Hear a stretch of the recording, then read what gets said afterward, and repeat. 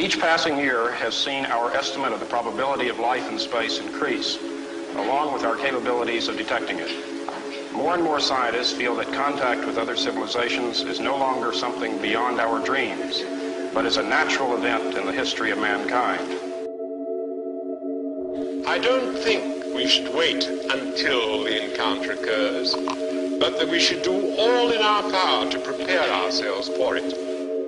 The manner in which we first meet may determine the character of all our subsequent relations. Let us never forget the fatal impact we've had upon innumerable peoples on this earth, people of our own species who've trusted us, befriended us, and who we destroyed by our thoughtlessness and insensitivity to their needs and their vulnerabilities. The simple truth is that before we can communicate with others successfully, we must first learn to communicate with ourselves successfully, and we're a long way from having achieved that. Perhaps that is where we ought to begin, with ourselves.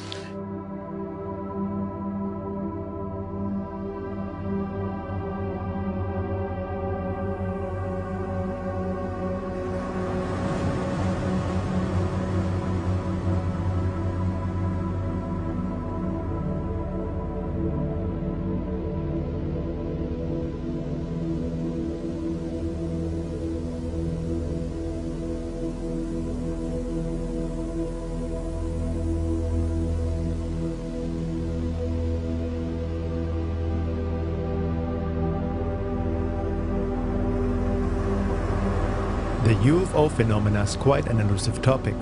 Despite many years of documented encounters, there is still no confirmation from any official authorities, be it mainstream science or government, that there may be something otherworldly going on. On the contrary, there's often ridicule and avoidance whenever this subject comes up.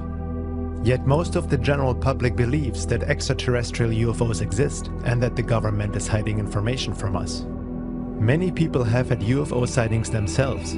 However, most people also don't give it much attention or thought, believing that it doesn't really affect us anyway and that we'll deal with it once official contact has been made. But what if the UFO phenomena is not what we thought it is, but has influenced humanity and the world at large for thousands of years? What would be the implications? Our views on life and existence, science and religion, spirituality and evolution, consciousness and psychology, as well as reality as we know it, would take on a whole new understanding when looking deeper into the UFO phenomena and the possibility of a higher alien intelligence affecting our world. Maybe we're not the main show here on Earth, and maybe not even on top of the food chain. Let's not forget, not too long ago we believed that the Earth is flat. What else will we discover? In general, it is impossible to get into any discussion about this topic with people who dismiss something right away without having sincerely looked into the evidence and research. There is no point in simply discussing beliefs and set viewpoints. Discussion is only constructive when it is not limited by personal preference, beliefs, or a conditioned worldview. Open-minded objectivity is essential when seeking truth. With that in mind, we must also be discerning, because truth is often mixed with lies, especially in a topic outside of what is socially and culturally accepted. It's a big swamp, but the sincere seeker who approaches the subject with a critical mind can see that, without any doubt, something otherworldly is going on and has been going on for a while. There is one important issue that needs to be considered when dealing with such fringe topics: our own level of cultural conditioning. Many people project a certain typical image on the extraterrestrial phenomena based on Hollywood movies and sci-fi literature, which mostly tends to humanize intelligent alien beings in some way and keeps it on a very physical level, with aliens supposedly coming from another planet and acting out human qualities. What we see in the mainstream does affect how we view this topic, even if only unconsciously. The conditioning through official culture which has fictionalized this topic is deep and far-reaching. It cannot be underestimated. The question is, how to separate truth from lies? How can we find out what is really going on in this elusive field? What do we really know, and what do we just believe or assume? We should never underestimate the trap of wishful thinking and denial.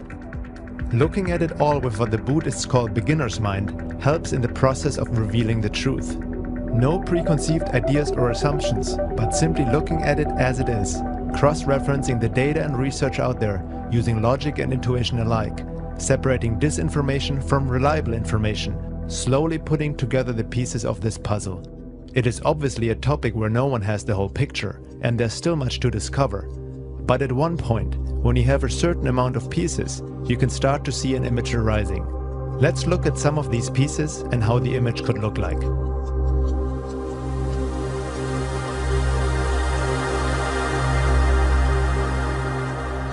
When it comes to well-documented UFO cases, especially involving government and military documents, there's one book to point out, and that is Richard Dolan's UFOs and the National Security State, The Chronology of a Cover-Up.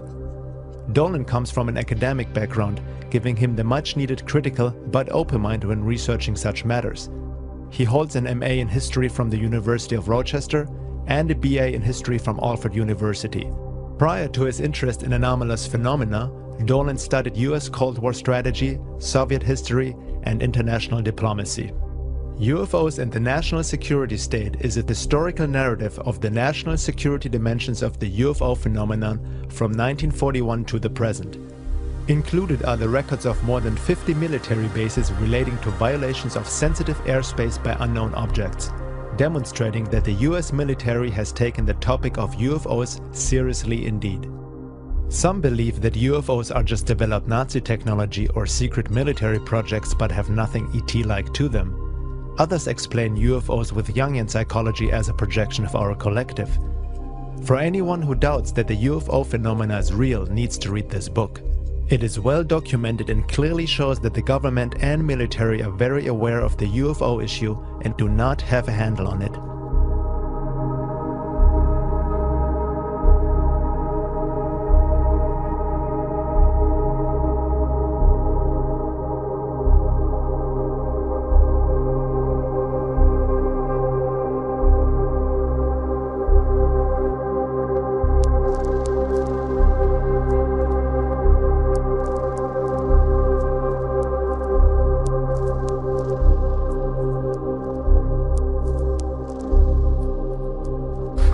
One of the interesting things about UFOs in the history of this country, 1952, a very big year. Why? Well, for one, it seemed like the entire nation was being invaded by UFOs. Civilians and military people alike around the country were watching these things. Military people reported them a lot. This is a memo from the Director of Scientific Intelligence for the CIA to the Director of the agency, Walter Beadle Smith, in December 1952, and this is what it says. At this time, the reports of incidents convince us that there is something going on that must have immediate attention. Sightings of unexplained objects at great altitudes and traveling at high speeds in the vicinity of major U.S. defense installations are of such nature that they are not attributable to natural phenomena or known types of aerial vehicle. It's the CIA. People don't just come out and say, boss, I think we're being invaded. That's about as close as you're going to get in a classified memo to the director of the Central Intelligence Agency in 1952. The really extraordinary encounter occurred when this object detached a smaller object from it, which then pursued the F-4 interceptor. The pilot pulled an extreme turn to get away from the object, and this small object turned inside his own arc and then rejoined the mother craft for a perfect rejoin. That's 1976. What can do that today, much less 35 years ago? Well, officially speaking, we don't really know. Unofficially, I think we do know. These are advanced technology that is not being operated, officially at least, by our own civilization. And therein lies the problem with the UFO phenomenon. Everyone in the world knows there's something going on, and no one in official power is ever willing to admit it. There are people who are so hidebound in their opinions and so skeptical about this without bothering to look at any of the evidence that they will say, well, the government did look into this. The government did have Project Blue Book, They investigated it. They found there was really nothing to this. I heard that there was a scientific investigation too that also debunked UFOs.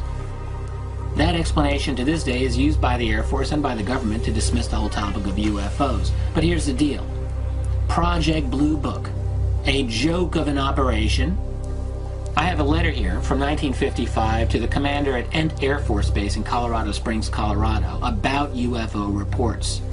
In keeping with the purposes of the UFOB program, in this case UFOB means UFO, it is necessary to strive to reach as many case solutions as possible, thereby reducing the percentage of unknowns to a bare minimum. Not a minimum, a bare minimum. As pointed out in the UFOB guide, the word solution cannot always be used in the scientific sense when dealing with UFOBs. For this purpose, it must more often mean that a given case meets a given hypothesis. If it looks like it might be a flock of birds, you don't have to bother investigating, just put down birds and it's solved. And we're told that they investigated a total of 12,618 sightings and only 701 remained unidentified. Look, I'll tell you right now, those people didn't do one investigation that was worth a damn. That is the scientific foundation, if you can believe it, as to why your government continues to this day to deny that there is a UFO reality worth investigating. Dolan also examines the rising of a national security state or military-industrial complex independent of official government supervision, as well as the issue of disinformation and counterintelligence programs COINTELPRO, designed to deliberately spread false information in order to keep the public away from the truth. Compartmentalization is the name of the game, on a need-to-know basis. That's how secrecy works.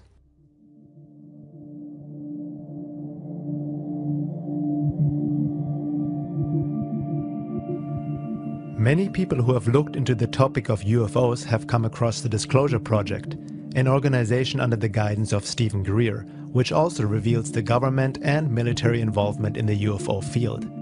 At first, the Disclosure Project seems to be a very good source and has a somewhat more serious image than your average UFO site.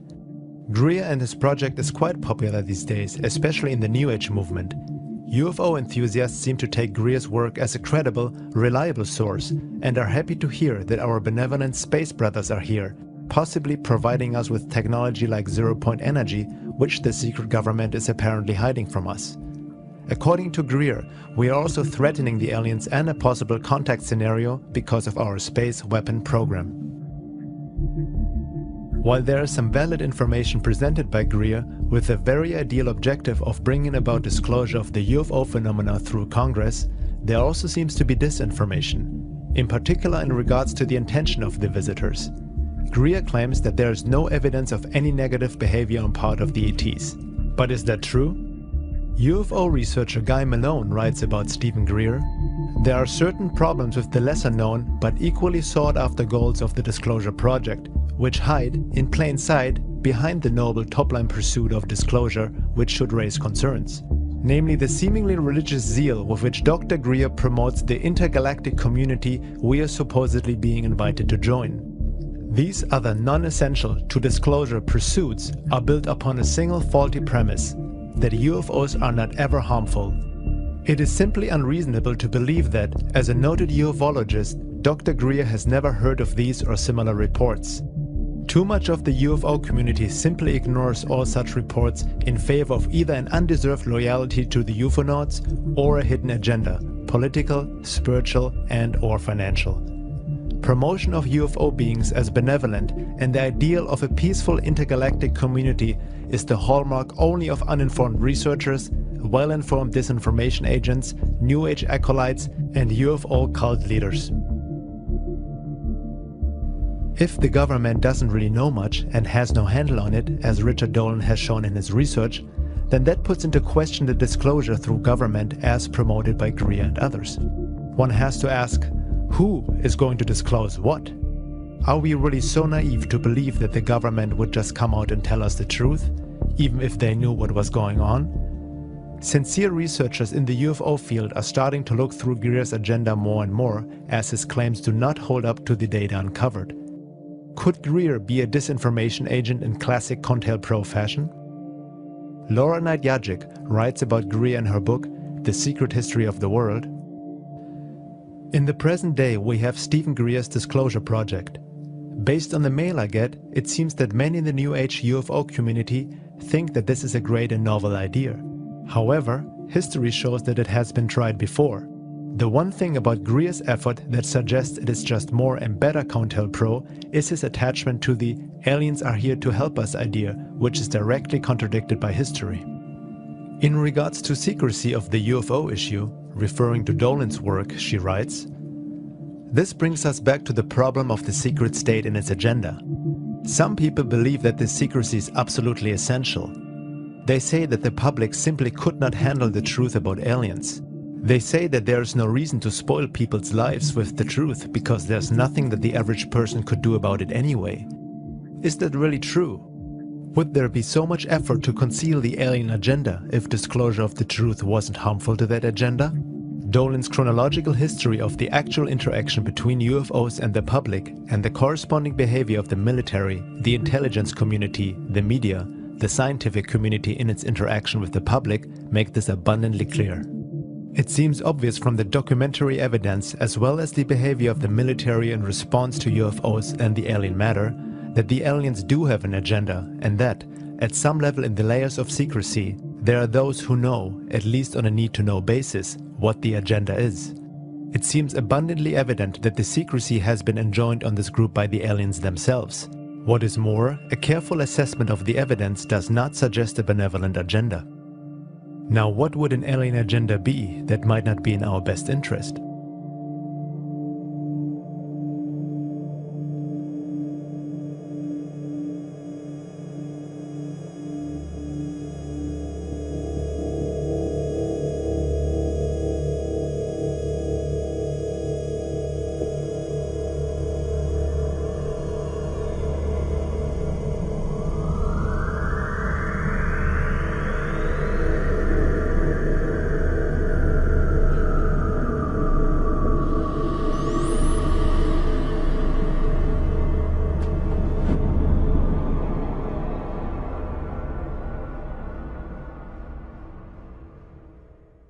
A very important issue, which Stephen Greer and many supporters of the benevolent alien scenario seem to completely miss, distort, or deny, is the topic of alien abductions.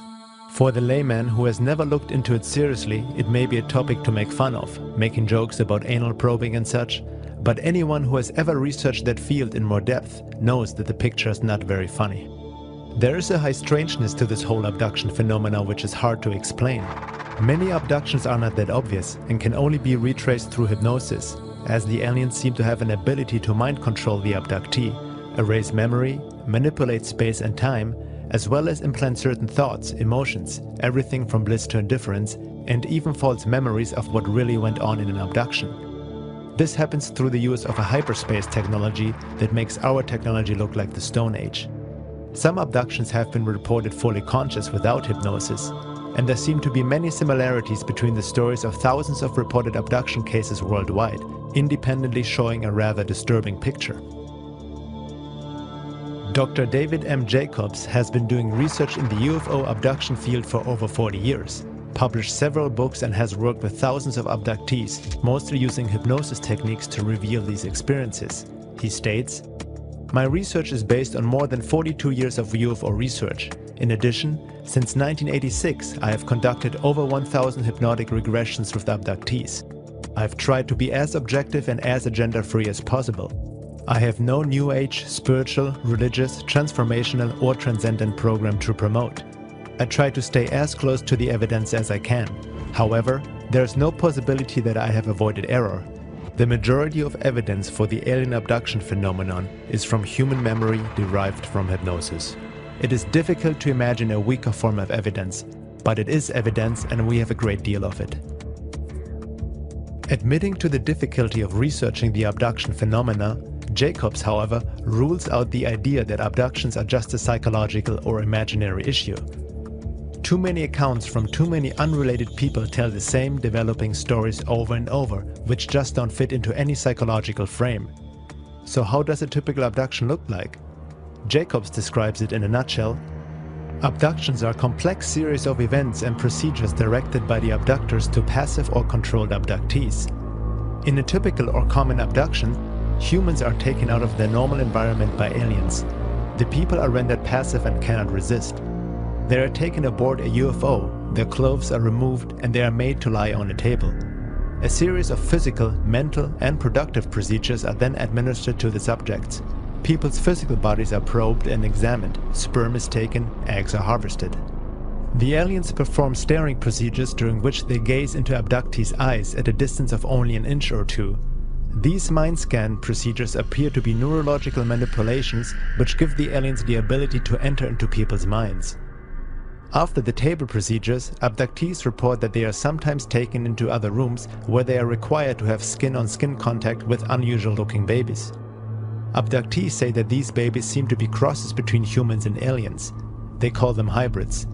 Abductees also see hybrid toddlers, older youth, adolescents, and adults.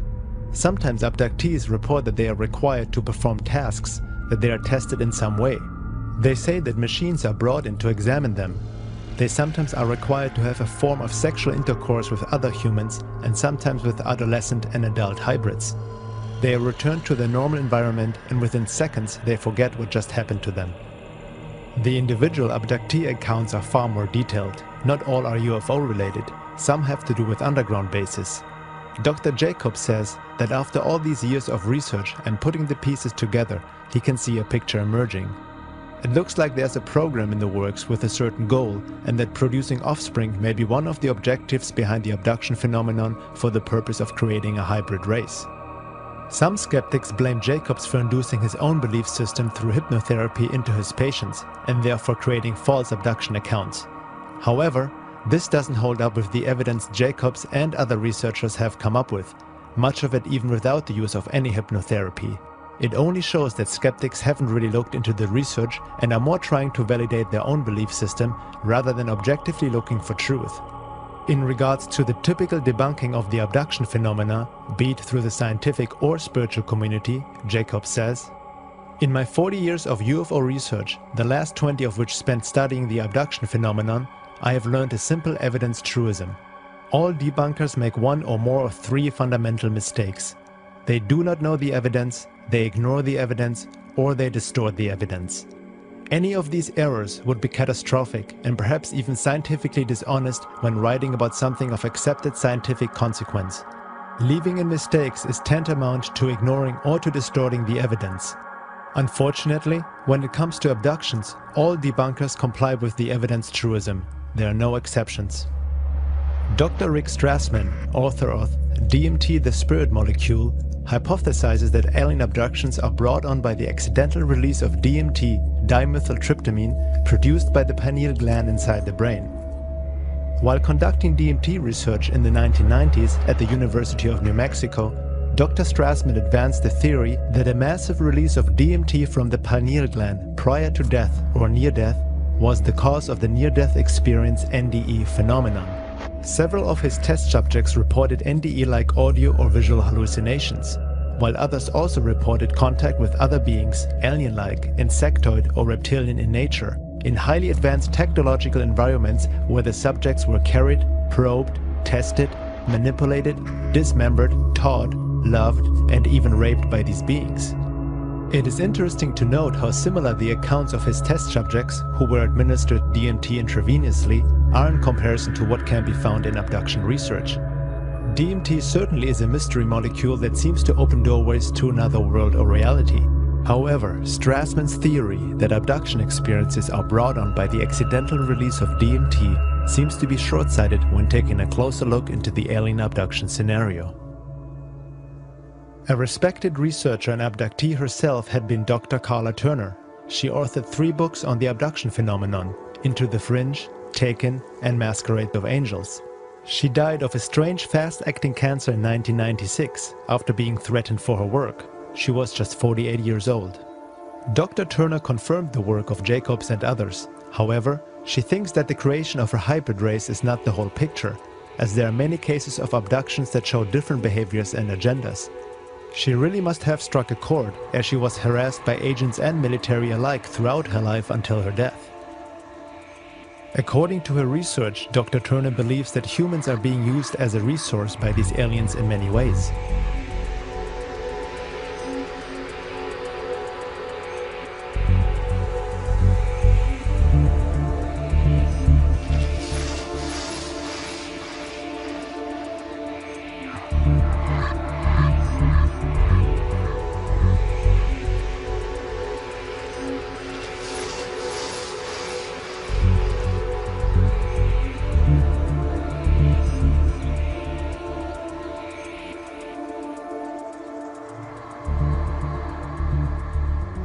Here is a list she put together based on countless abduction accounts, research and analysis.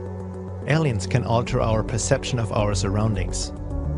Aliens can control what we think we see. They can appear to us in any number of guises and shapes. Aliens can take us, our consciousness, out of our physical bodies, disable our control of our bodies, install one of their own entities, and use our bodies as vehicles for their own activities before returning our consciousness to our bodies. Aliens can be present with us in an invisible state and can make themselves only partially visible. Abductees receive marks on their bodies other than the well-known scoops and straight-line scars.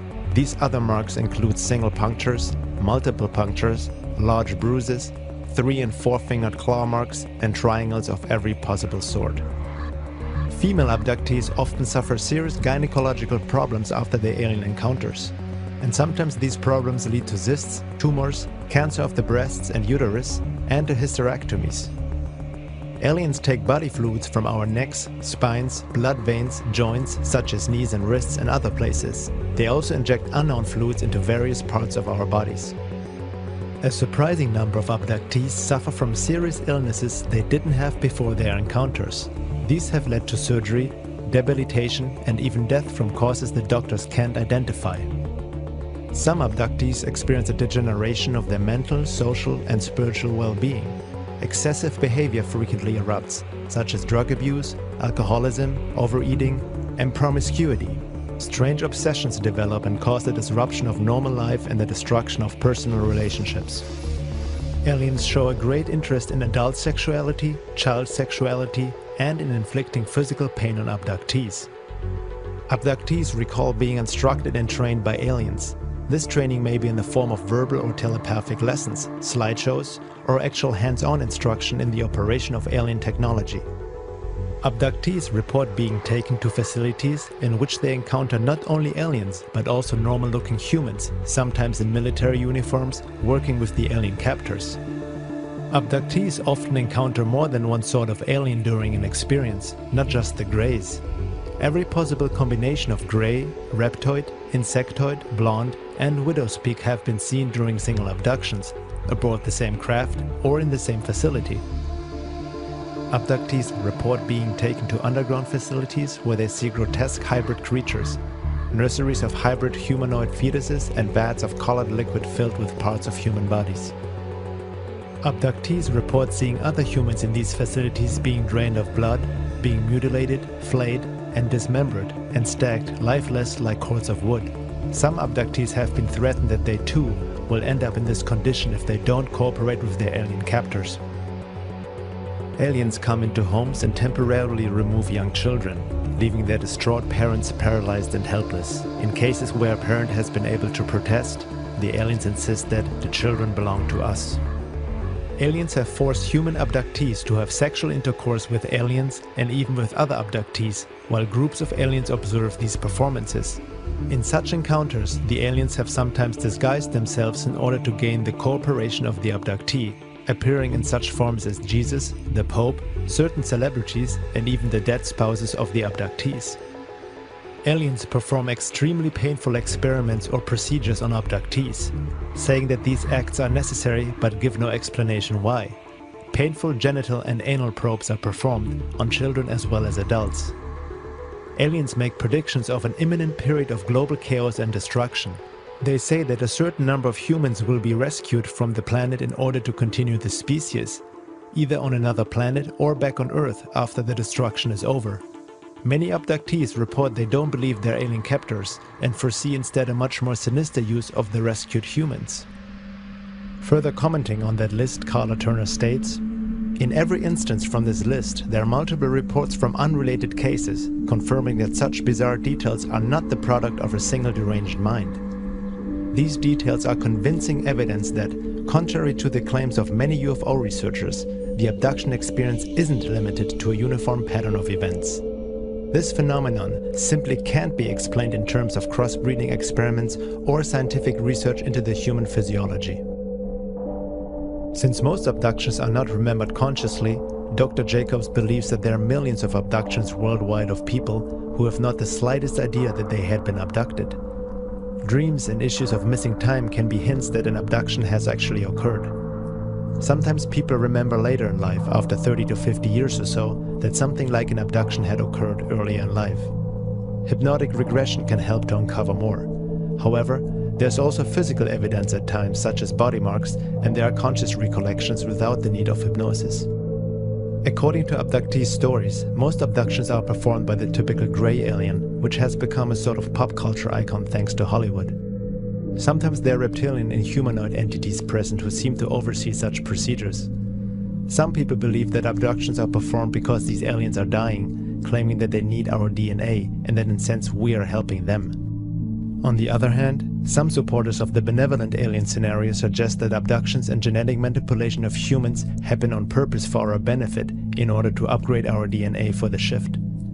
However, this assumption doesn't hold up in light of the overall research and merely downplays the abduction phenomena by painting an inferior and innocent image of the aliens or seeing them as saviors. The gray aliens seem to be just biogenetic robots performing assigned and programmed tasks, but are not in charge nor a race on their own.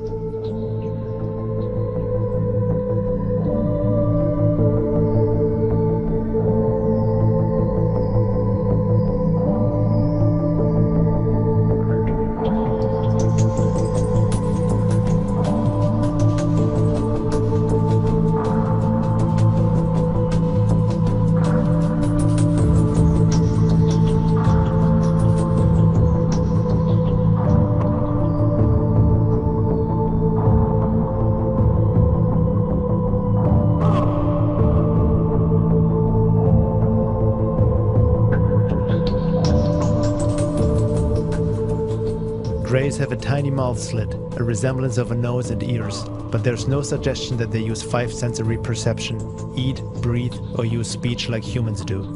Communication is done by telepathy. Dr. Jacobs also believes that the gray alien is a product of human-alien genetic manipulation, and the reason why mouth, ears, and nose have a regressed, underdeveloped appearance is simply because they are not used as a human would use them.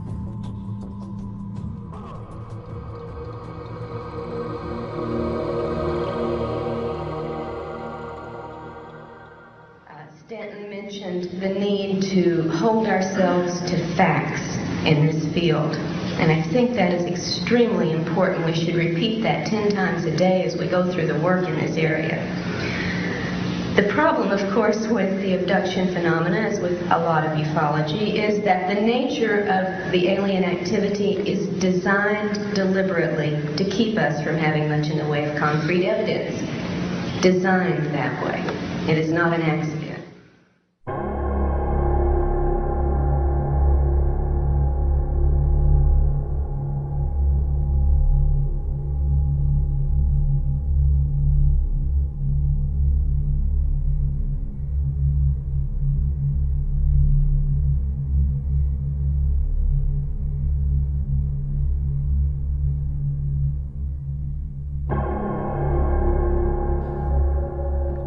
It seems that the secret government and military-industrial complex, which is in possession of alien technology and is involved with these non-terrestrial forces on some level, is not fully in control, but are themselves duped by these visitors.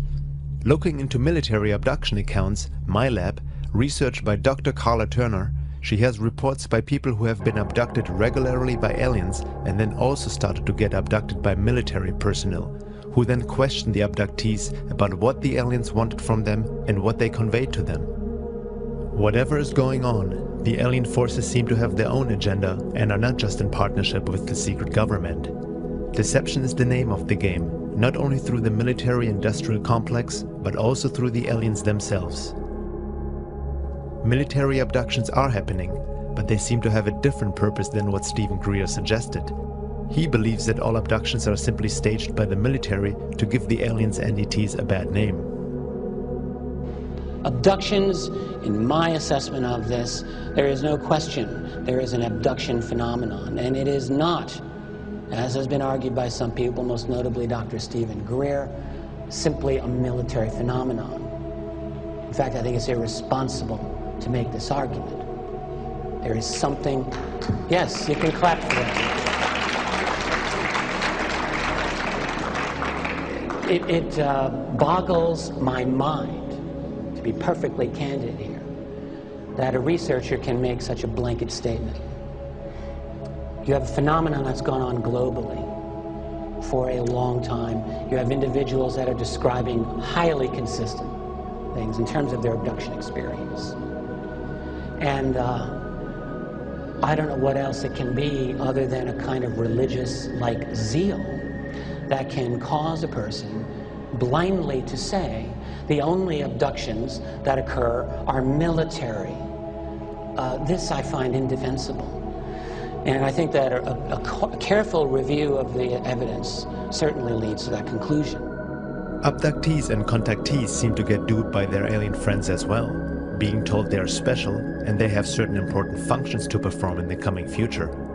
Some abductees claim that they have given permission for abduction through their unconscious mind and have developed a kind of a Stockholm syndrome, worshipping their abductors.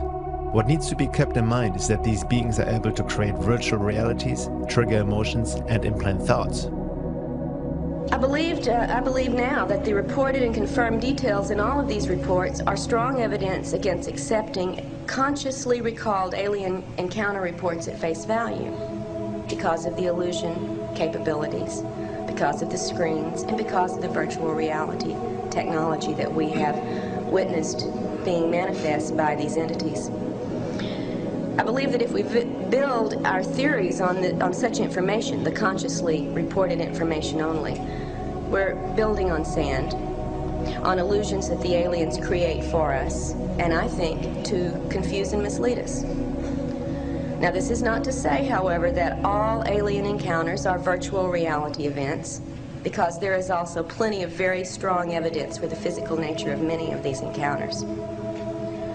So to be perfectly objective, the definition of abduction would have to include any event or scenario that is generated externally for the targeted person, whether it be a physical encounter, a virtual reality scenario, or a telepathic contact.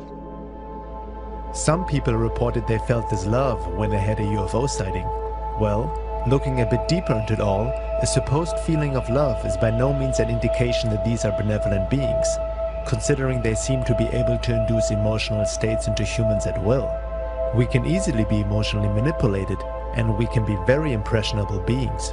Movies are a good example of how sound and vision alone can make us laugh, cry, or be scared, let alone what hyperspace technology might be capable of that is clearly far superior than anything known to man. They can play any scenario to make the abductee feel as if it is a spiritual experience. Hence, many contactees claim these alien beings are benevolent, despite the fact that abductions happen against their free will to begin with. In order to fully grasp the topic of abductions, we need to let go of what we think is or is not possible, while watching our conditioned mind, which tries to explain away such experiences with basic cultural approved psychology or New Age spirituality. It is very important to understand the high strangeness of the UFO and alien phenomena. People who haven't really looked into it carefully paint pictures too fast, asking how all this could be possible on such a grand scale without anyone really noticing. They don't realize that a lot of this is a non-physical phenomena, dealing with a high-intelligence life form who might be a bit smarter than us humans and don't think like a human, that is able to pop in and out of 3D physicality, transcending time and space.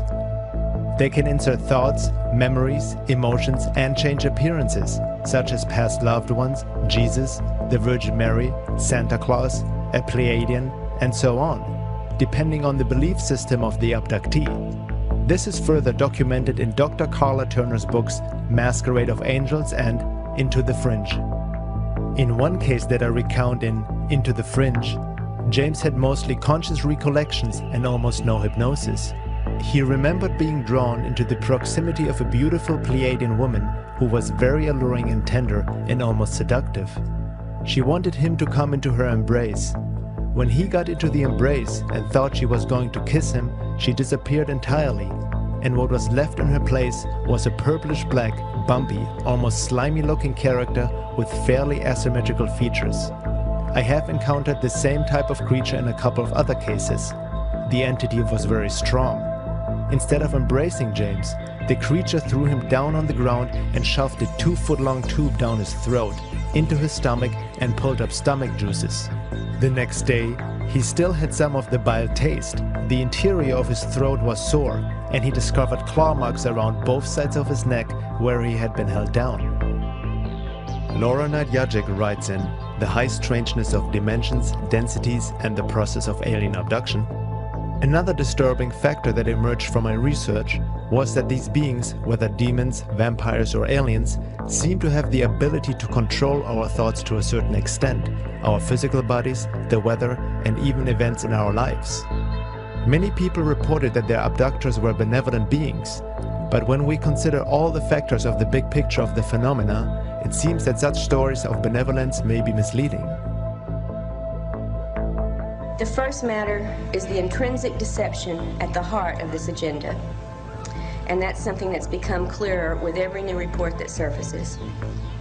Whether we choose to call it screen memory, telepathic mind control, technological mind control, or virtual reality scenarios, the entities involved in the abduction phenomenon employ masterful illusory capabilities.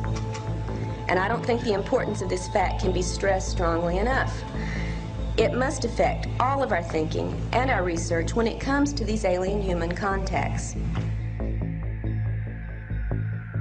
When we talk about the possibility of an alien race of high intelligence that exists outside our range of perception on a higher density, it doesn't mean that they are automatically spiritually evolved or loving angels. This also doesn't imply that there aren't any benevolent beings on higher realms of existence. However, there is a heavy romanticizing of the alien UFO phenomena going on based on wishful thinking and assumption. Not many people actually question the intentions of these beings. Dimensions are lateral and infinite, and densities are vertical and only 7. Okay. And density refers as much to state of awareness, you know, because obviously if you're in a higher density, you're more aware of the multiple dimensions on the density below you, you know, and as you go up, you know, this just increases because we as human beings are extraordinarily aware of, you know, many creatures inhabiting the animal kingdom and the world around us, the natural world and so forth. So we're aware of many dimensions below us. And we'd have to say that these higher dimensional or higher density beings have the same perspective on us that we have on, and that's kind of a scary thought, especially if you realize that they may not have your best interest at heart. And just as the farmer has a lot of awareness of the many dimensions of his herd of cows, he knows them very well because he knows which ones he's going to butcher to have put in his freezer. Could there not be the possibility that there is an alien intelligence that has been around far longer than we imagine, and who may look at us like we look at and use in many ways lower life forms on this planet as a resource and even as food? Food doesn't have to be physical, and these beings seem to feed off our emotions and energy.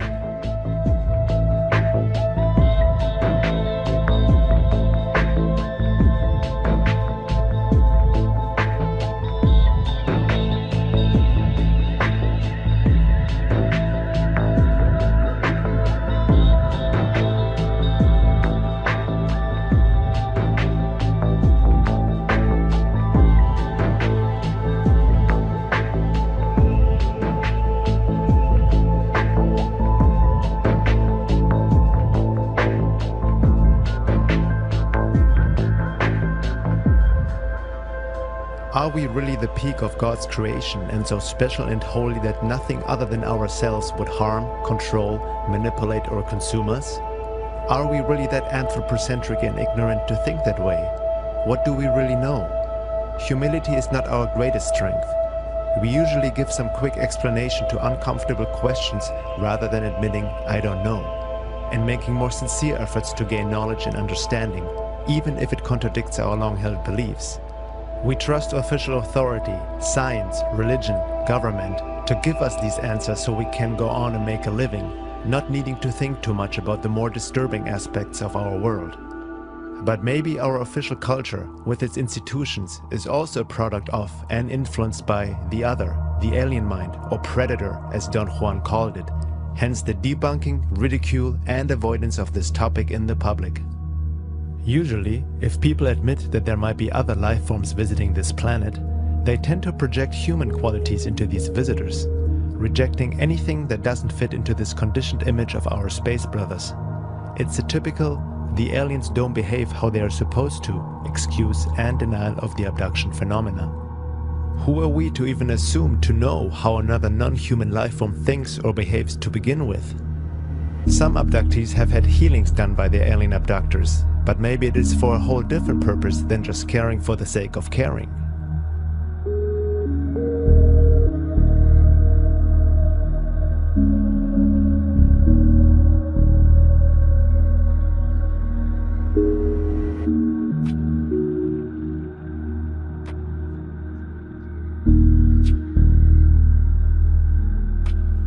A common explanation in New Age circles is that abductees attract these experiences to them, based on the popular law of attraction and create your own reality concepts, sometimes claiming it's their karma. This seems more like an escape and justification without carefully studying the phenomena. The hyped New Age teachings of today, which many people believe without questioning, shouldn't justify anything that may not look pretty. Millions of children have died in Iraq since the war. Do we also say it's just karma? Or they just attracted it because of their thoughts and just led them to their fate? Can we see the misuse of such popular ideas when dealing with these issues? Carla Turner states in that regard, "There is a theory that says abductees who perceive their experiences in a negative way only do so because they themselves aren't spiritually or psychically advanced. Persons with higher cosmic development have positive alien encounters, so the theory goes, and those who have painful or frightening experiences are merely spiritual Neanderthals.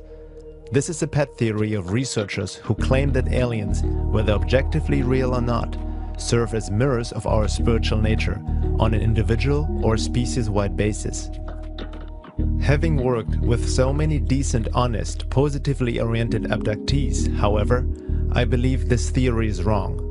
It is worse than wrong. It is despicable as blaming a rape victim for the violence committed against her. This attitude leaves many abductees feeling doubly violated, first by the aliens who took them, and then by the UFO researchers to whom they turn for explanations and help. Daniel Pinchbeck and others suggest that these entities performing the abductions are aspects of our psyche, and how we perceive them depends on how we look at them. He wrote in 2012, The Return of Quetzalcoatl, "Are the visitors real or imaginary? They are both and they are neither. Any entity only possesses relative reality, including ourselves. Entities who manifest on other forms of consciousness, such as the Greys, are, at the same time, separate from us and aspects of our own psyche. We are the ground of their manifestation, and it is only by attaining a non-dual perspective that we can understand them. We are supposed to learn to work with the elementals and also alleviate their suffering. It is clear from the abduction accounts that the visitors are suffering. Like dusty insects attracted to flame, the Greys yearn for our qualities of soul warmth. Despite their cunning and technological acumen, these qualities remain beyond them. They are intelligent and sentient, hence aware of their exiled status. Unable to escape their desouled condition, they desire to draw humans into their lower world, sustaining their half-lives on our subtle energies. They appear to be utilizing their dream world technologies in a serious and desperate attempt to find a way out of their cul-de-sac. Everything exists and nothing exists at the same time. The aliens are separate from us, and at the same time they are part of us. While there's obvious truth to such ideas from a higher perspective, these considerations are useful only for the expansion of perception, but are not useful for practical application. By simply dismissing strange aspects of reality as existing and not existing at the same time, or separate from us and at the same time part of us, is to generalize life with oversimplified spiritual perspectives such as everything is an illusion or we are all one. There is a danger to philosophize and essentially buffer up the issue without seeing the limitations of such higher truths in our state of being and existence. In general, there seems a tendency in the New Age arena and certain progressive conscious movements to come to an oversimplified application of spirituality and quantum mechanics. Also, by defaulting to the assumption that the grey aliens are beings who suffer and crave what we have, Pinchbeck and others ignore much of the evidence and research that show quite a different picture. Looking at what Dr. Carla Turner and other abduction researchers have found out, it seems more likely that the grey alien is as much suffering and yearning for our soul warmth as a robot performing certain tasks. The grey aliens don't seem to be in charge, but are being used as biogenetic working drones by other more powerful beings such as reptilians or insectoids, who oversee the procedures and who actually seem to be able to plug into a grey alien and work or see through them. Implanted screen memories can also hide and distort of what an abductee has really experienced and paint a false image of what the greys really are. Screen memories may be unusually vivid dreams, recollections of meeting spirits, or even of friendly interaction with aliens. Hypnosis can get past screen memories to uncover another layer of experience, which is most often less agreeable. I remember just lying there, trying to relax. I'd opened my eyes, I seen a red light flowing across the ceiling, which it almost looked like the Aurora Borealis. Dan and Joyce Aarons say the room was dark except for the unusual light, which they describe as about 4 or 5 feet in diameter. They say it hovered over the baby's crib at the foot of their bed where their 1-year-old daughter Heather slept. Dan says that when he tried to get up, he found himself immobilized. That was the most frightening feeling I guess I've ever had my whole life, is not being able to move. I was screaming for him to help me because I couldn't move. And I didn't know that he was paralyzed too. And we both sat up in the bed at the same time. And I said, what the hell was that? Dan agreed to an on-camera hypnosis session with Carpenter, during which he revisited that memorable night in 1976, the night he saw the red light over the baby's crib. This time, under hypnosis, he remembers more. He recalls cowering in the corner of his bed as he watched alien beings take his daughter Heather from her crib. He went to the crib. He went to the crib. Picked her up. I can't move. You can't move. You don't have any control over what's happening.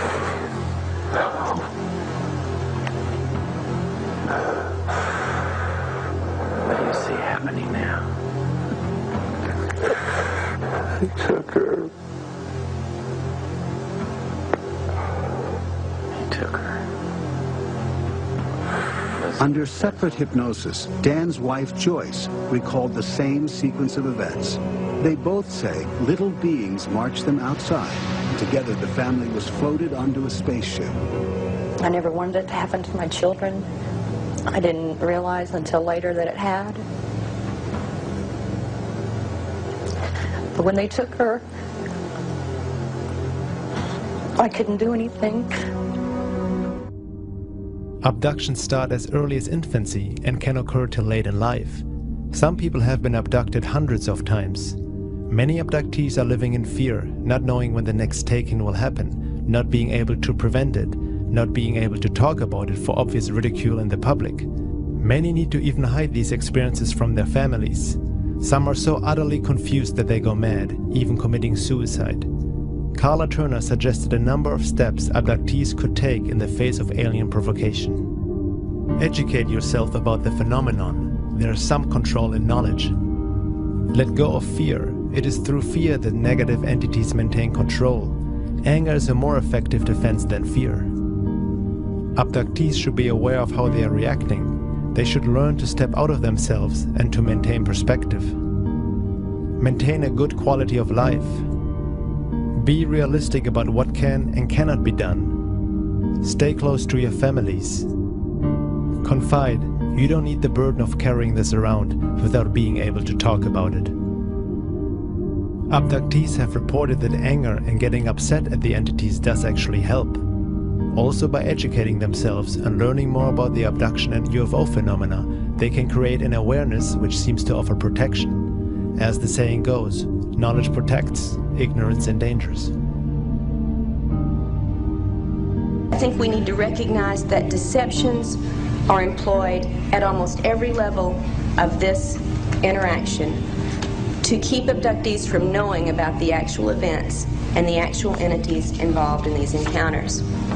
To me, maybe I'm just a suspicious sort, this implies that there's something they don't want us to know about. And often what seems implied from the reports is that there is something within us, the humans, something of which we could be capable, something of resistance or altering of this scenario that the abductors absolutely do not want us to be aware of. They go to great lengths to program our thinking about our encounters with them, that we are subordinate, that we are helpless, or that we are dependent, or that we belong to them. The list goes on. And they go to a great deal of trouble to convince us in every way that they can that we can do nothing about controlling these situations. The good news is that in a number of cases in the past couple of years, that hasn't proven to be true. Abductees are finding more and more specific instances in which they are able to resist the illusion suggestions, in which they are able to say no to procedures, and in fact when they have been able to break free of actual controls. This to me is a great step forward, and I think it's going to be something growing with any luck. We're going to find abductees are realizing there are ways to change this entire pattern of activity. But what is very disturbing is the complete denial of this issue, not only in the mainstream scientific community, but especially in the progressive truth and New Age movement.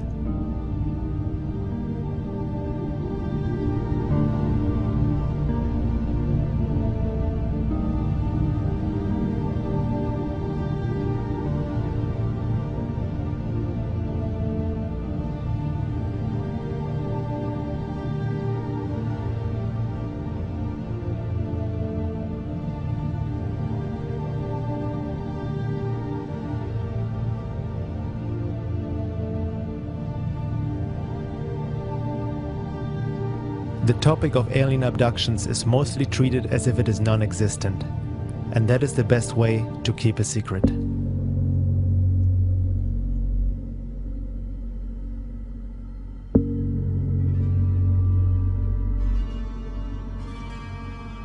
Looking at the high strangeness and hyperdimensional aspect of the UFO and alien activity, one can say that it is certainly not just a physical phenomena. And these crafts don't seem to have technology like we think in terms of a spaceship. After all, who says that these aliens come from another planet anyway? While NASA is looking for organic life on Mars, the real show is already happening right here and has been for a long time. Contact has been already made, but it is not how we thought it would have happened. Maybe our physical world is just embedded in what longtime UFO researcher, scientist and astronomer Dr. Jacques Vallée calls a control system. If we look at the world from an informational point of view, and if we consider the many complex ways in which time and space may be structured, the old idea of space travel and interplanetary craft, to which most technologists are still clinging, appears not only obsolete, but ludicrous. Indeed, modern physics has already bypassed it, offering a very different interpretation of what an extraterrestrial system might look like. I believe there is a system around us that transcends time as it transcends space. The system may well be able to locate itself in outer space, but its manifestations are not spacecraft in the ordinary nuts and bolts sense. The UFOs are physical manifestations that cannot be understood apart from their psychic and symbolic reality.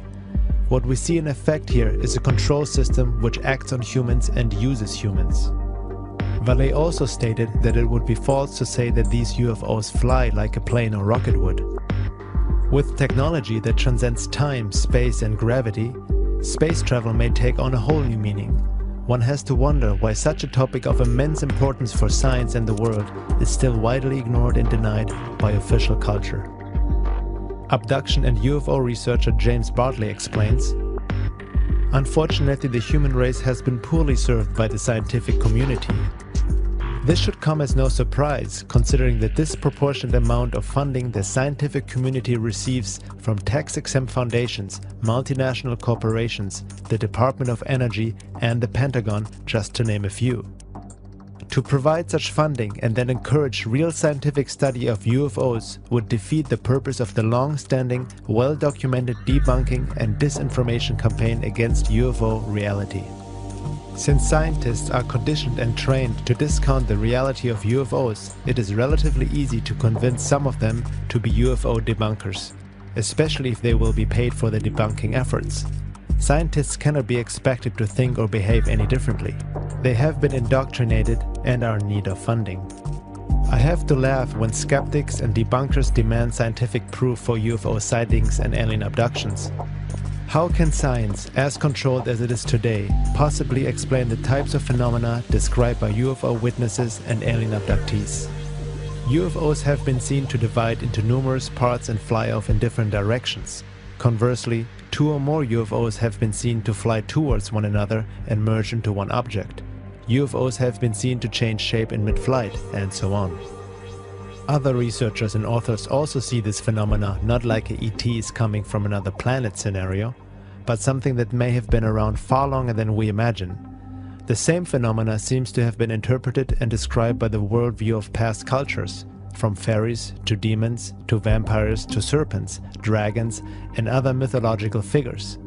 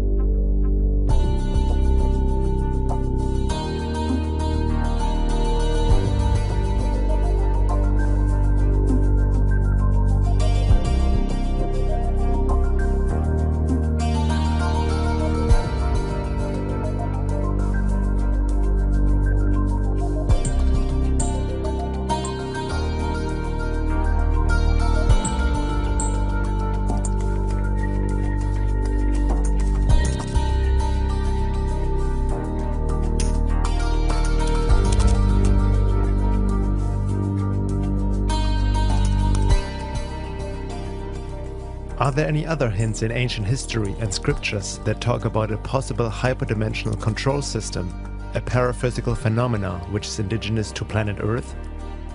The Gnostics are giving us some insights into the idea of hyperdimensional realities and beings inhabiting them. In Gnostic psychology, the noetic science of the mystery schools, archons are an alien force that intrudes subliminally upon the human mind and deviates our intelligence away from its proper and sane applications. Working through telepathy and suggestion, the archons attempt to deviate us from our proper course of evolution. Their most successful technique is to use religious ideology to insinuate their way of thinking and, in effect, substitute their mindset for ours. According to the Gnostics, Judeo-Christian salvationism is the primary ploy of the archons, an alien implant.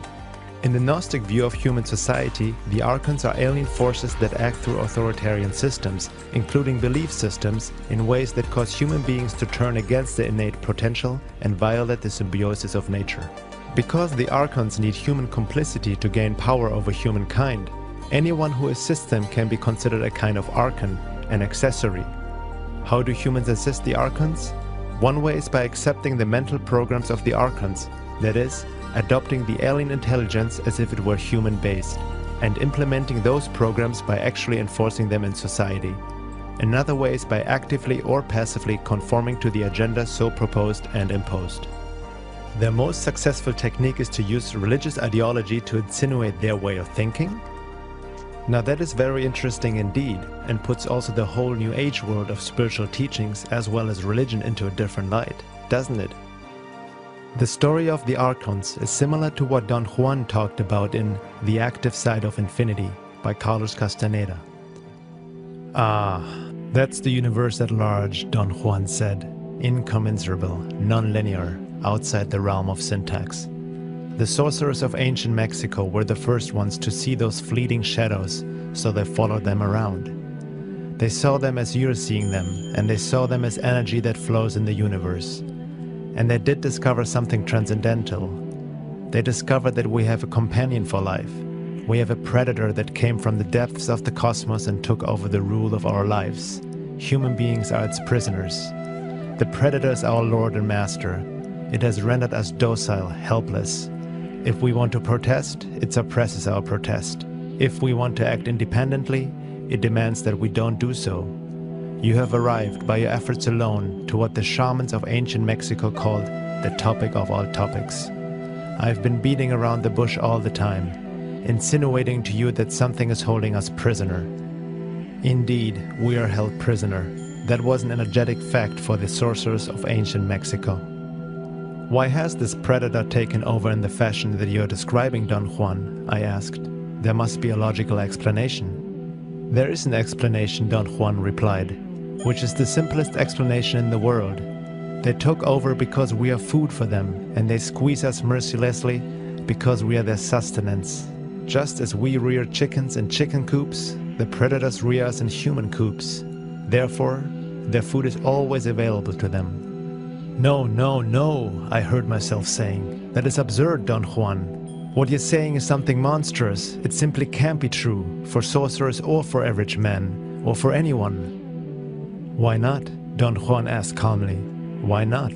Because it infuriates you? Yes, it infuriates me, I retorted. Those claims are monstrous. I want to appeal to your analytical mind, Don Juan said. Think for a moment and tell me how you would explain the contradiction between the intelligence of man the engineer and the stupidity of his systems of beliefs, or the stupidity of his contradictory behavior. Sorcerers believe that the predators have given us our systems of beliefs, our ideas of good and evil, our social mores.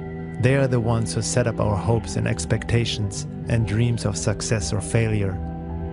They have given us covetousness, greed and cowardice. It is the predators who make us complacent, routinary and egomaniacal.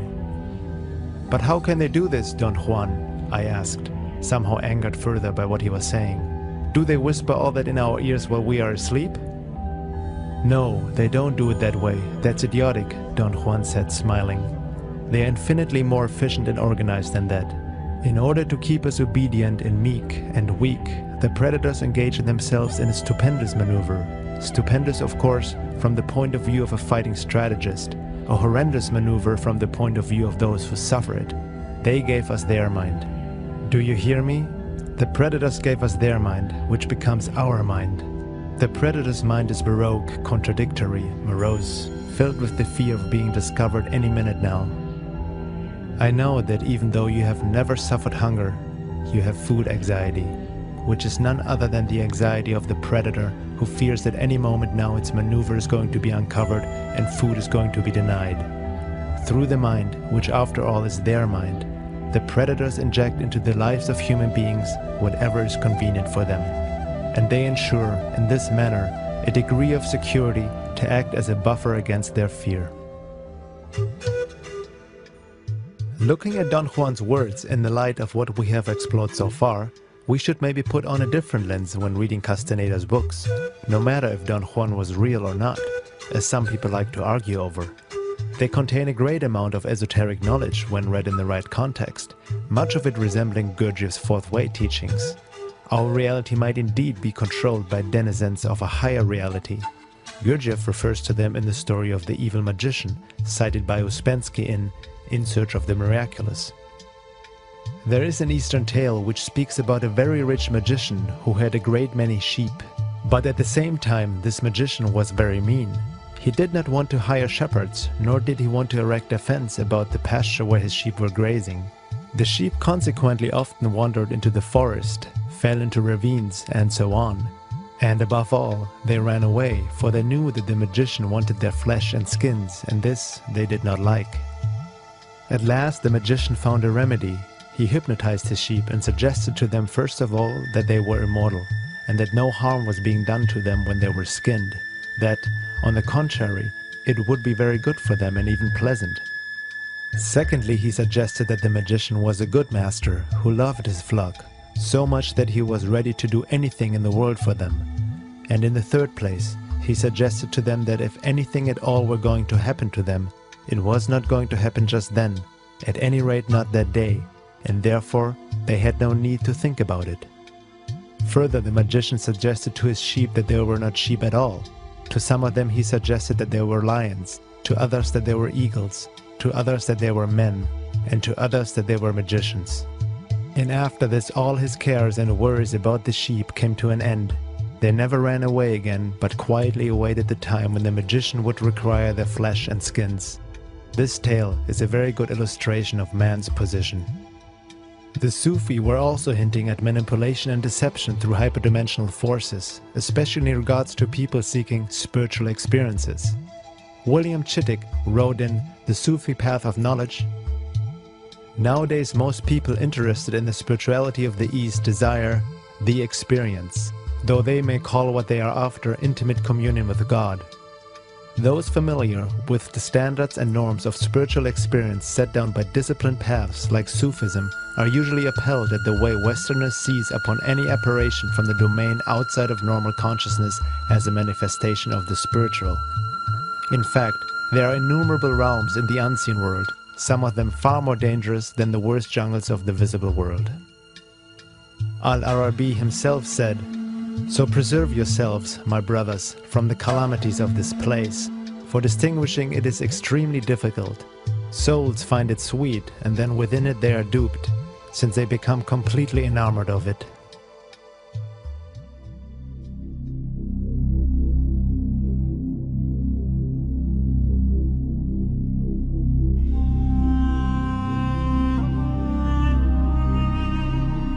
Let's consider what these sources tell us, from abduction accounts to the archons, predators, the evil magician, and aliens.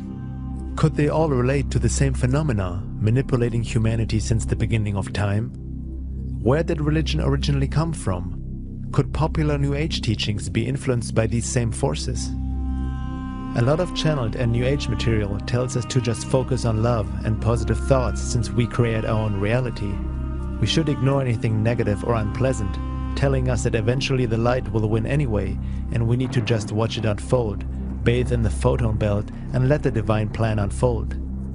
Is there manipulation going on in the New Age movement for the purpose of welcoming alien entities as friends and saviors, or maybe just as a distraction from reality? Laura Nadjajic concludes, "If anything, the so-called New Age movement has been so heavily inculcated with the idea that one must not ever think about negative things, that they, above all other people, are most subject to the predations of higher realms. If you don't know about something, you cannot defend yourself against it. The consistent deflection from the truth of the state of so-called higher realms by masses of published material over the many years suggests almost a program of disinformation. It was beginning to look as though there was something or someone out there who didn't want us to know something." Having looked now more at the so-called negative alien scenario, the question comes up, are there any good aliens?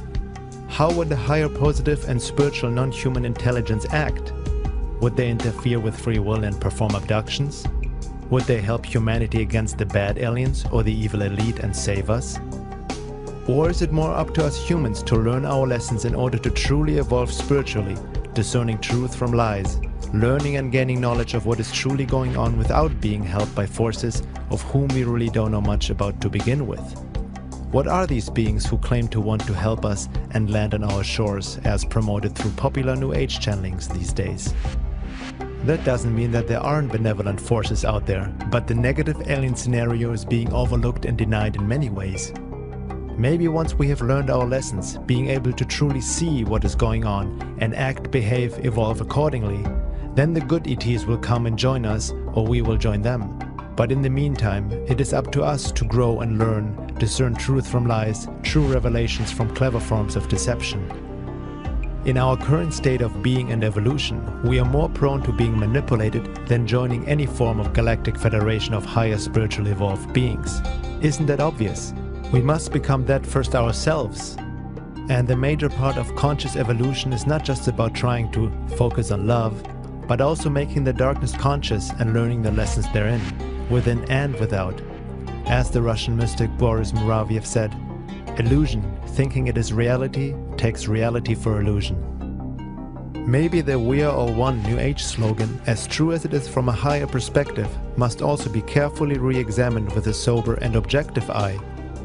Sure, Bush and Gandhi are one, but one of them doesn't seem to have any conscience at all, and not even the remote ability to feel any compassion, love, or understanding, fully cut off from the higher centers of consciousness. Is he or others in power really human to begin with, just because he looks like one? What does it mean to be human? We always say that this is just human behavior, but never question it. Have we ever noticed how people project all these qualities into the world leaders without ever considering that they simply may not think or feel like regular folks do, may not even be genetically wired as the average man, but can perfectly imitate and act that way and fool us along the way? This doesn't necessarily mean that Bush or other political figures are alien hybrids, but relates to another greatly misunderstood and ignored topic: psychopathy and political ponerology. From a hyperdimensional perspective, psychopaths may be even used as portals through which negative aliens can work through. Who needs aliens when we've got psychopaths? You know, I mean... But the psychopaths are being motivated by hyperdimensional beings. Yes, and also Lizzie's and Greys, right? Who are Greys are on the fourth... Well, Greys are cybergenetic probes. They're not even real beings. They're like, almost like, they're like plant-like, living like robots. Sure. You know, they're like a cross between a plant and a critter, and they grow them like plants. You know, and they send them because they can function in our reality much more easily than the overlords, who have great difficulty making their vibrations match with our reality. And they've also been working on hybridization projects to hybridize beings that can cross densities, that can be bi-density, that can move between densities, because they want to use these bodies themselves as incarnational opportunities when they, you know, in a sense, to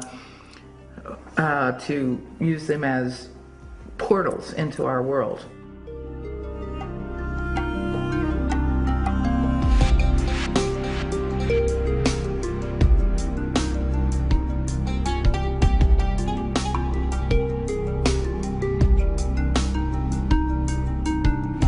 Millions of children are reported missing each year, never to be seen again. Did they just run away, or is there a more sinister truth to it?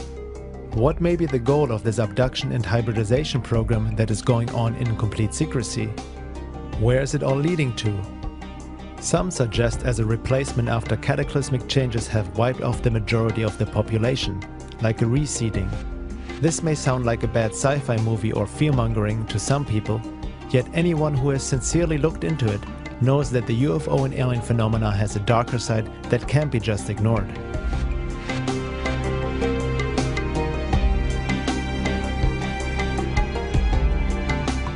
It is interesting to note that if there is something presented which may not look that pretty, it is sometimes automatically judged as fear-mongering or being negative. Some people seem to mistake objectivity for negativity and wishful thinking for positivity.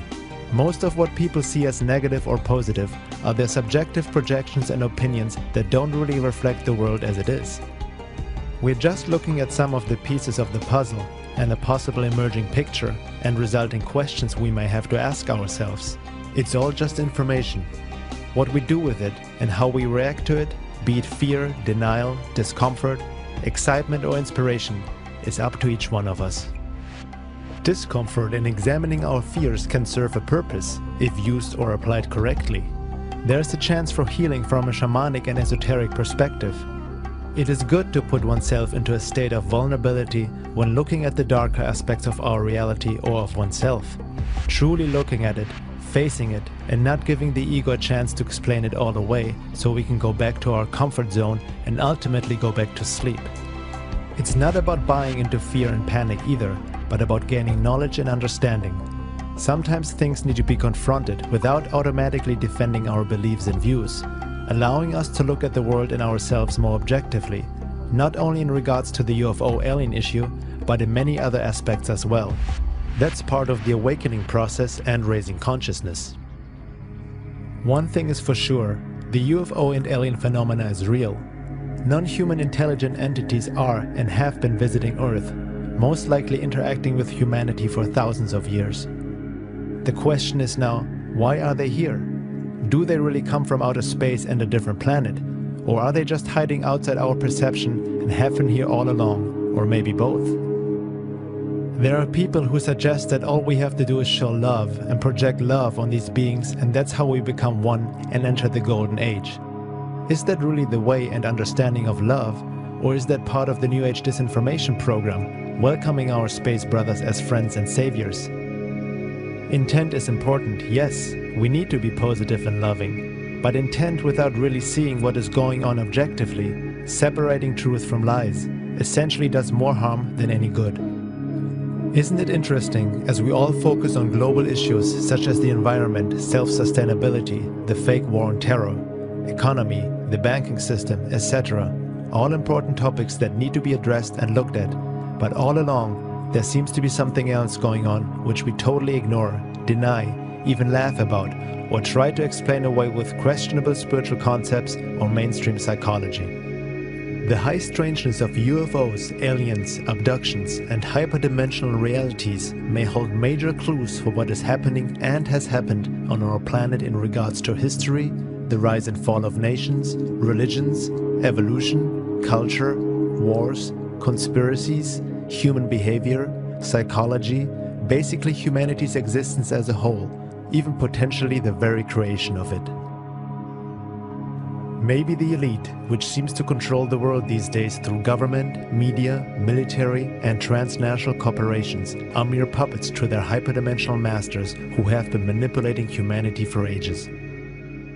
It seems to be happening before our eyes that they have been creating a ruthless race in which to incarnate themselves at the time of this upcoming macrocosmic quantum event so that they can rule over the rest of humanity, whatever remains, in the higher density state. In other words, they want to lock this planet into their evil garden spot for them to have control and domination. They think, you know, of course, for all of eternity. That's their plan, that's their intention. And, you know, we would like to see that that doesn't happen. We'd like to see a future of freedom for people. And the Caesar said that that also is possible. But the people, you know, can't do it until they can connect together in a certain way. And they cannot connect together in a way that can block that hyperdimensional. In other words, what we want to do is we want to cut off their power supply. There are all these pathological people on our planet, and they're getting fueled by these hyperdimensional negative beings that are negative. You can't even plumb the depths of their negativity. You read about the most horrible crimes that have ever occurred committed by so-called humans on this planet, and you're getting a little bit of the picture of what their internal landscape is like. What are the implications for humanity when considering the possibility that hyperdimensional alien entities have manipulated humanity through belief systems and genetics since the beginning of time, or since the fall from Eden, as some may want to call it, all the while feeding on us energetically, emotionally, as well as physically? There are ancient accounts that hint to the reality of hyperdimensional control and alien life forms. There are cave paintings and scriptures, writing of the Gnostics and Sufi, the Native Americans, and various ancient esoteric teachings. This underlying hyperdimensional reality that is behind our history and how it, you know, extrudes itself into the historical timeline, and how you can observe these long historical events and see the movement of that hyperdimensional energy through, you know, the actions of human beings, through historical cycles, through the behavior of groups of people, through the manipulations, things emerge, you know. This is the age of transformation, but also the age of deception. As the frequency raises on the planet, what we might be experiencing sometime in the future is an intersection of densities and the beings inhabiting them. Perhaps the aliens haven't really traveled from a distant planet, but have been here all along. Some researchers suggest that the Anunnaki are returning to Earth. Maybe they never left, but have been here this whole time, just right outside our range of perception. As one abductee said, they may see us as their property and Earth is their farm. We are the resources and food. Or another more disturbing quote by an abductee. You know, to them we are just cockroaches. We might laugh at such statements, but millions of people are going through these experiences which the mainstream labels as psychological issues.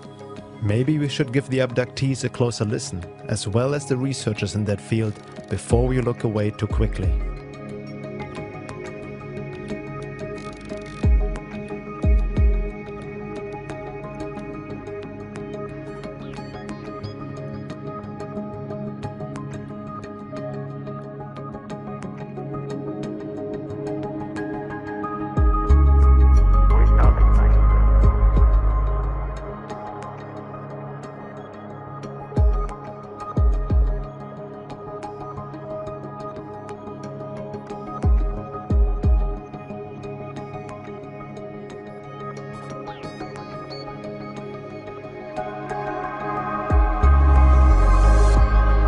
Food doesn't necessarily mean physical substance, but consciousness is food for higher density beings. These entities are feeding off our emotions and energy, and it seems they are trying to keep us in a frequency prison through genetic and other forms of manipulation, like implanting certain social, religious and New Age belief systems. And maybe these aliens are not evil or bad to begin with, but just as bad as a human being who farms chickens for food and has a garden where he grows plants to eat. We also genetically alter our food, don't we? All is consciousness, and life feeds on life. Whoever said that we're on top of the food chain anyway? As above, so below. Some people ask, if the negative aliens are really here and so technologically superior, why haven't they attacked and taken over? Any openly hostile alien invasion, as seen in numerous Hollywood blockbusters, can only be bogus because only a primitive race like us would act like that. A higher intelligence with a technology beyond our present understanding is far more efficient and subtle.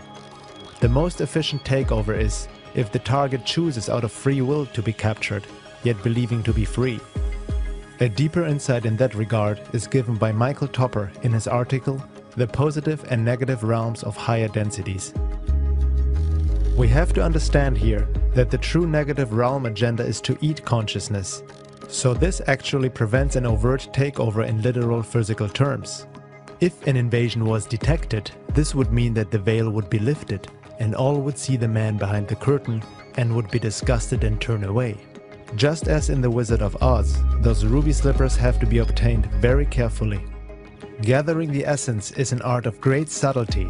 The negative alien plan is, in its purest sense, stalking. The aim of stalking is to create a completely controlled artificial environment composed of thoroughly predictable human behaviors.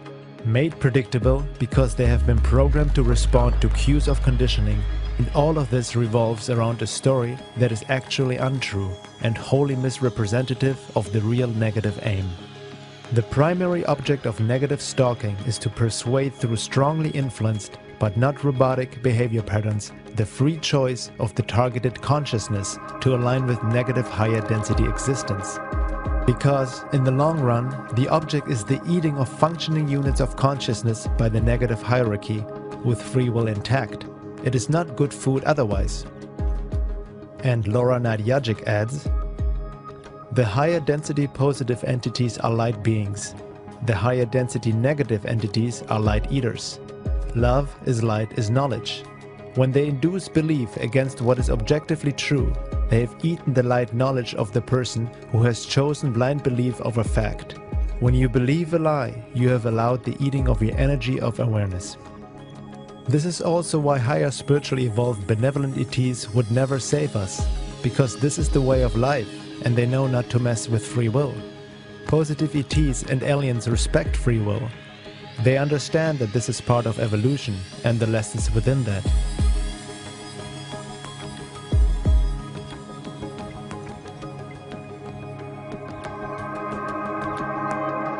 There are accounts of information and help from higher sources stating that it is up to us to discern truth from deception. Everything is part of creation. Nothing is better or worse. Evolution is a process of learning, becoming aware and conscious, gaining knowledge and hence wisdom and love. The more one can see the world as it is, objectively, as the universe sees itself, the higher the degree of awareness and state of being. Higher evolved positive alien beings may assist and guide us in more subtle ways if we're able to see and know how to listen. But the work comes down to us. No one is going to do it for us. As the saying goes, the teacher appears when the student is ready. They don't interfere with our lessons we need to learn for the sake of our own evolution, personally and collectively.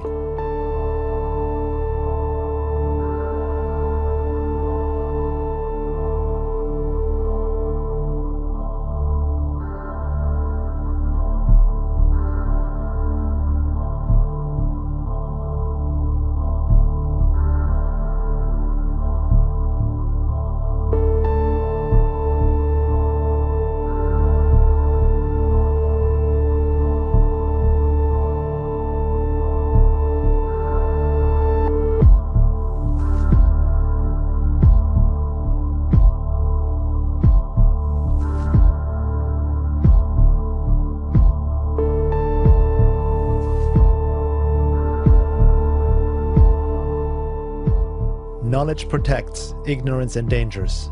The more we gain knowledge and understanding, not simply book-smart knowledge, and the more we become objective with ourselves in the world and raise awareness, the better we can see and act accordingly. This means carefully discerning truth from lies. There is truth to certain channeled material. However, one needs to understand how to read and interpret it. Looking at what we've found out about manipulation through hyperdimensional beings, it is obvious that a lot of channeled material these days is suspect to great deception from higher sources. There are different levels and degrees of channelings, depending on many factors. The topic of channeled information needs to be examined very carefully. Higher sources may be able to contact us that way, when asked for, and when it doesn't infringe free will or interferes with the learning process of the one asking. However, who is coming through and what is the source really saying is the question. Channeled material should never be taken as fact and proof alone, but one should cross-reference it with other material and combine it with scientific research. There are some sources that actually encourage that approach and tell us that it is up to us to learn, discern and gain knowledge, hence becoming more aware and consciously engaging in the process of evolution and awakening.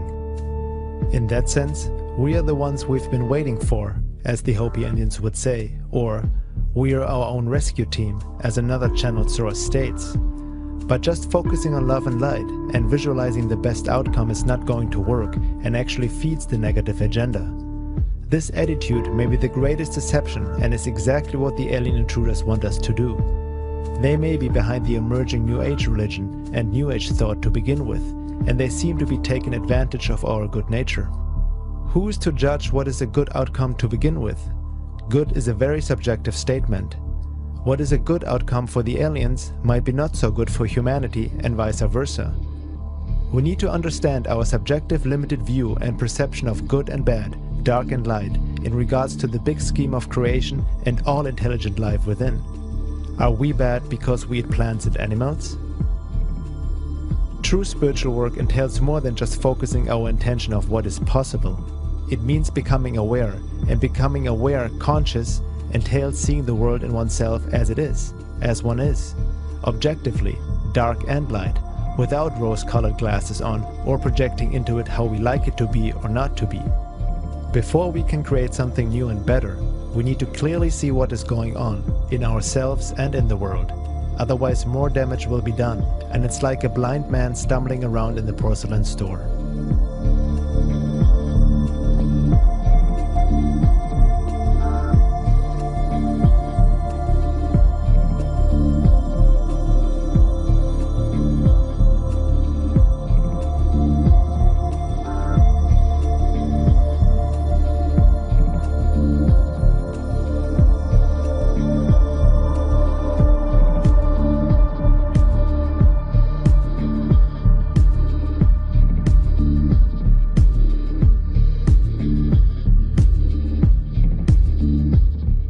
There's still much to find out about this topic. This is just some food for thought, no pun intended.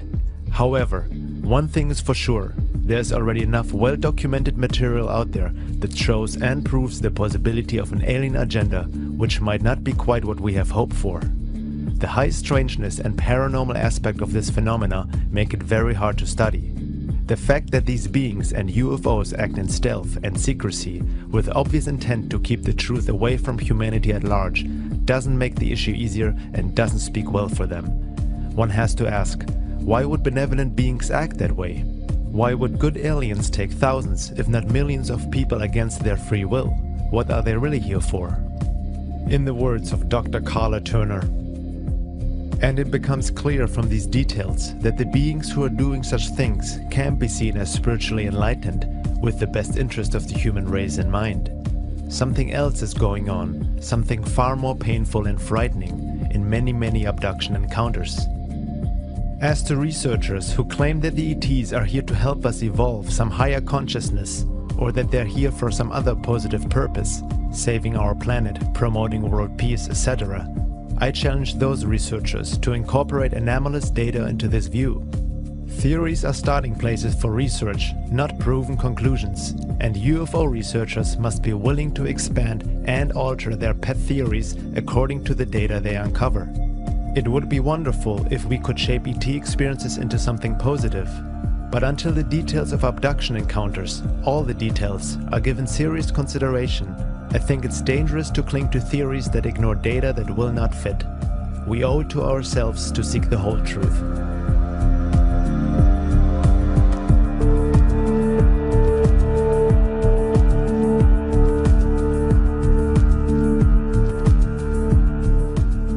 We need to get out of our habit of romanticizing anything that has to do with alien intelligent life forms according to our wishful thinking, nor deny the UFO reality completely out of conditioned non-belief, nor buying into any fear.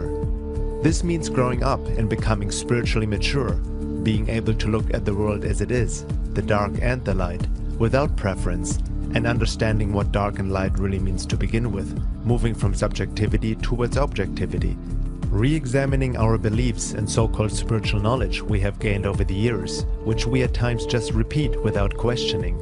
Everything from Eastern and Western religious teachings to mainstream New Age stuff and various spiritual teachers who have been on Oprah and on mainstream TV, marketing a passive, self-centered kind of spirituality to the masses in this billion-dollar heavy New Age industry. What is really going on? A true awakening or further manipulation and control?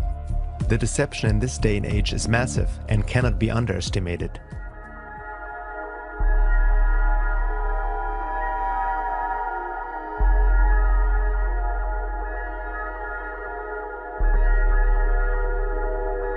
There's much disinformation in the New Age movement and UFO field these days.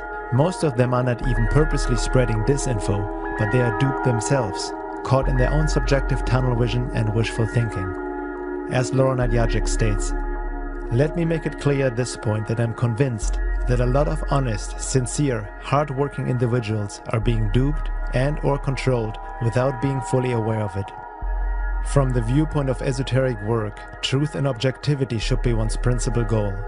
It's interesting how the popular New Age teachings these days promote subjectivity, to just focus on the self and shut out the outside, to ignore the bad and keep manifesting reality according to one's desires and wishes. Is this really what spirituality and conscious evolution is all about?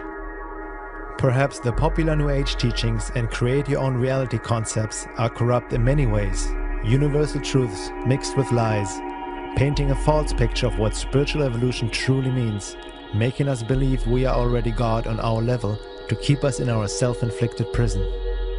In this day and age of transformation and global change, it may be advisable to look more into what Don Juan called the topic of all topics: UFOs, hyperdimensional realities, and the beings inhabiting them, the magicians that play with us, our reality and consciousness. It is also not something that is just now happening. It seems to have been going on for quite a while, thousands of years. These beings are operating outside the realm of space and time, and that is exactly why the manipulation and control is so unnoticed by the general population. It transcends our comprehension and works through our own minds. It is the subtlety of this phenomena which makes the deception so hard to see, because it is already ingrained in our way of life, our culture and civilization. This also puts a big question mark on the topic of disclosure. The UFO phenomena has a strong paranormal and hyperdimensional aspect to it that can't be simply ignored. Many supporters of disclosure and exopolitics seem to ignore or oversimplify that issue.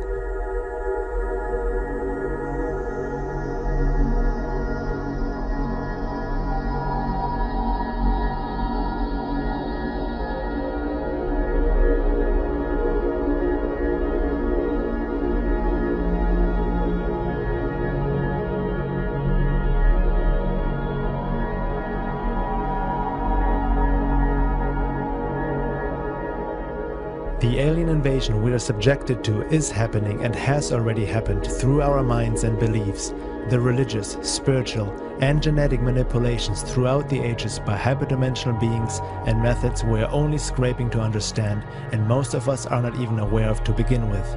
It's state-of-the-art mind control. Are perhaps the aliens themselves behind the New World Order and quest for global enslavement? Most people still have a hard time realizing that 9/11 was an inside job, and that Al-Qaeda is as fake as the war on terror. If the population of this world can be already so easily deceived by such obvious means, how will they ever look through a manipulation and deception by beings they are not even aware of and whom they even might welcome as their space brothers in the near future? Interesting times indeed. In the words of Elton Turner, husband of Dr. Carla Turner. I believe that our very thoughts and consequently our behavior as a race of sentient beings are being undermined through the power of insinuation and the implantation of controlling devices in our bodies by non-human, most of the time, entities. This is truly the most effective way to invade and conquer. I do not trust such creatures, no matter what I've been told about their altruistic motives. We, as a race, have never been free to discover our own true identity. Every social advance we attempt is thwarted by some maniac who springs up with almost divine grace to lead us into madness. Every major religion has managed to find an excuse in its teachings to destroy non-believing fellow human beings. A part of me shudders every time I hear of yet another killing based on 2,000-year-old hatreds. What law allows us to continue with such atrocities? What influence keeps such hatred and fears alive? Why are we abductees so afraid to ask for help from our own society? We have been invaded, but I do not yet believe that the battle is over. Invasion with sticks, knives or guns is a human reality, not necessarily a universal one. There are very sophisticated mechanisms being used in the invasion of our world. Why should our invaders use pointed sticks against us when they can get us to sharpen sticks and use them against each other? Can there be a more successful military campaign than one in which no shot is fired and in which the conquered populace gladly and openly welcomes their enslavers?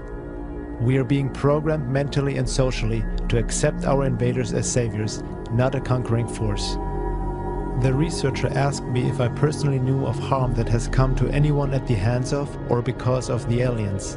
Yes, harm has come. My early youth was damaged severely by the unconscious knowledge that I was being used by some non-human agency. It took me 40 years to recognize that the fears which guided me daily were not of my own making, and that the rebellion I constantly felt was engendered by my contempt for the powerful invisible agents that forced me to do things that I knew were wrong even as I was doing them. For example, I did not want to marry the person who became my first wife, yet I had no control over the decision. Before we were married, we were jointly abducted and subjected to severe programming. The results brought no happiness to either of us.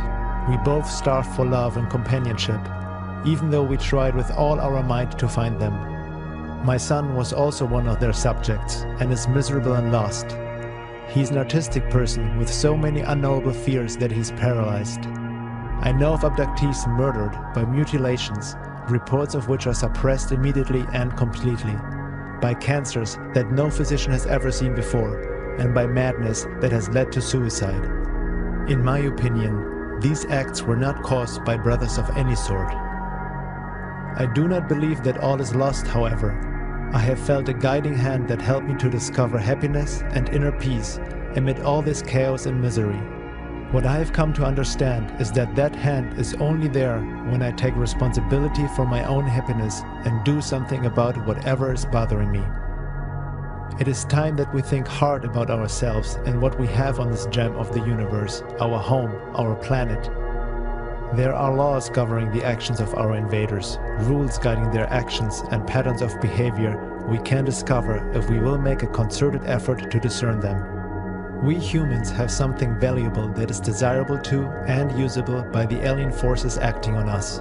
I feel it is time we take back that which is ours, that we use all our resources to discover the laws that govern reality and become the beings that we intrinsically know we are.